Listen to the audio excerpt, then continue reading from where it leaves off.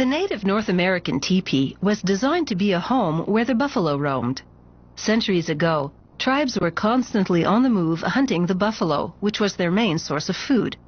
Easy to pack up and reassemble, the teepee served as a portable shelter for this nomadic lifestyle.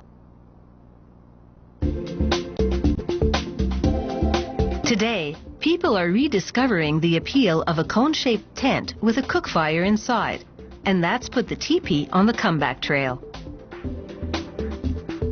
No need to hand-stitch teepees anymore. Today, they produce them at a factory using industrial sewing machines. They start with the front panel.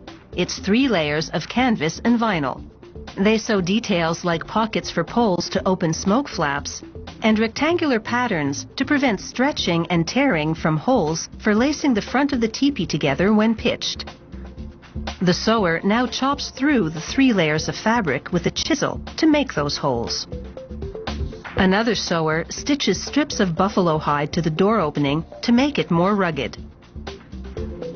Using a pattern as a guide, the next worker cuts another panel on a slight curve.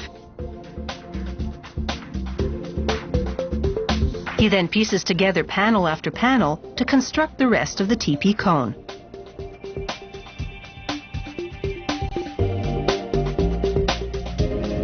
He reinforces the hem with heavy nylon webbing. He tucks loops between the webbing and the fabric and secures them with more stitching. The loops will be used to stake the teepee to the ground. The team stretches out the completed teepee cover.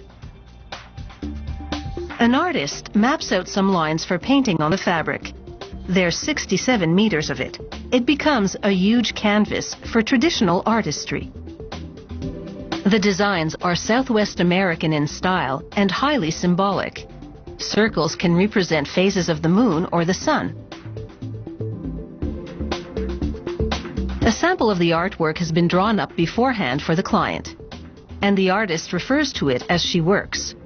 She brushes exterior latex paint thinned with water around the perimeter of the designs. Then she soaks up paint onto a pad and presses it to the fabric within the painted lines. This avoids brush strokes and produces a flat finish that almost looks like dye. With the artwork complete, the teepee cover now makes a colorful statement. Outside, an employee shaves the bark off young trees to prepare the poles. There are 17 per teepee. Each one is 8¼ meters tall, the height of a 2-story building. A 2-person team now arranges 3 of the poles in a specific sequence to build the tripod that is the basic framework of the teepee. The assembler lashes the poles near the top with thick rope and a tight knot. He leaves a long length of rope to dangle as they raise the tripod. The rope will come in handy later on.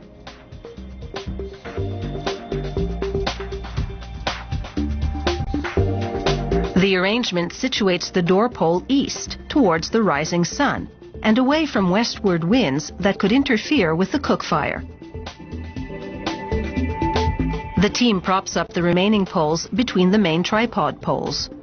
The first 2 groups of poles form the front of the teepee, and a 3rd group forms the back. The assembler grabs the rope that still dangles from the central tripod and from the ground winds it around all the poles, where they meet at the top. The last pole is called the lifting pole. It's used to lift the painted teepee cover to the wood frame. They unbundle the cover and wrap it around the poles, like a blanket around a person's shoulders. Once the fit is nice and snug, he laces the front panels together using willow branches for lacing pins. There are 18 pins in total, fastened above and below the doorway. He pegs the canvas to the ground and then installs 2 last poles for opening and closing the smoke flaps from the ground. Traditional in design with modern-day materials and construction, the teepee is still an idea worth pitching.